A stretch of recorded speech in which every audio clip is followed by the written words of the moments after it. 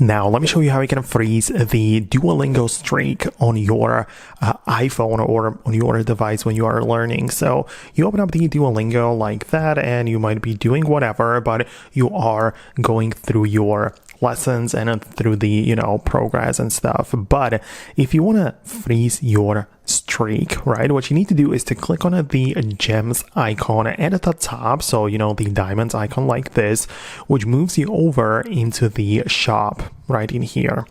And what you need to do and pay attention to is that you have enough streak freezes, right? So as you can see, I have 3 of them, which is the max. I cannot really purchase additional freezes.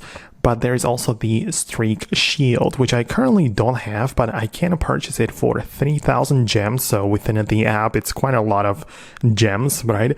But the point is that this is going to protect your shield for 7 days. So in a total, when you purchase this as well as the streak freezes, you can have your streak frozen for a total of 10 days, which is, I guess, fine whenever you are going on a vacation or something, right? You can definitely use that to kind of stop the Duolingo from resetting the streak back to 0. So that's how you can do this. Again, you need to have enough gems, which you receive when you are going through the classes, but that is essentially how it works. You cannot manually click on it freeze, right? But when you have the things equipped, then it will be enabled automatically. So I hope it helps.